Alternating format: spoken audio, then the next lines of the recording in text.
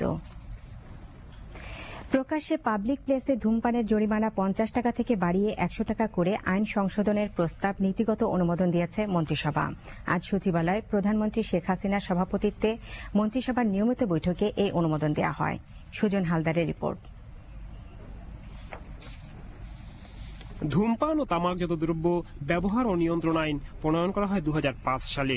আইনটিকে সমোপযোগী করতেই প্রয়োজনীয় সংশোধনীর প্রস্তাব আনা হয় মন্ত্রিসভার নিয়মিত বৈঠকে।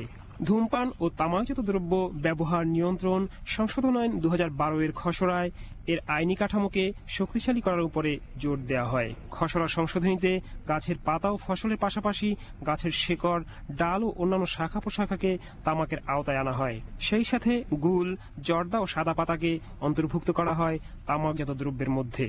প্রধানমন্ত্রী শেখ হাসিনার সভাপতিত্বে অনুষ্ঠিত এ বৈঠকে আইন সংশোধনের এ খসড়া অনুমোদনের কথা উল্লেখ করে মন্ত্রিপরিষদ সচিব মোহাম্মদ মোশাররফ হোসাইন ভূঁইয়া জানান, পাবলিক প্লেসে ধূমপানের জরিমানা 50 টাকা থেকে বাড়িয়ে 100 টাকা করা হয়েছে। এটা আগে শাস্তি খুবই কম ছিল, 50 টাকা, এটাকে বাড়িয়ে 100 টাকা করা হয়েছে। তারপরে এই পাবলিক প্লেসের ম্যানেজমেন্টে যারা আছেন তারা যদি ফেল করেন তা সেক্ষেত্রে তাদের শাস্তি হবে 500 টাকা। তামাকজাত পণ্যের বিজ্ঞাপন প্রচারের ক্ষেত্রেও জরিমানা বাড়ানোর কথা জানান মন্ত্রিপরিষদ সচিব।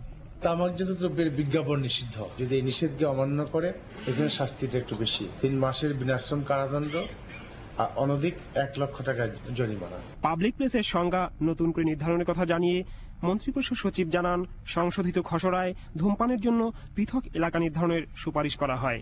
এর আগে প্রধানমন্ত্রী শেখ হাসিনার সভাপতিত্বে মন্ত্রিপরিষদের নিয়মিত বৈঠক শুরু হয়। বর্তমান মহাজোট সরকারের সময়কালে এটি ছিল 164তম বৈঠক। সুজন হালদার, বাংলাদেশ টেলিভিশন। রাষ্ট্রপতি মোহাম্মদ জিল্লুর রহমান বাংলাদেশ থেকে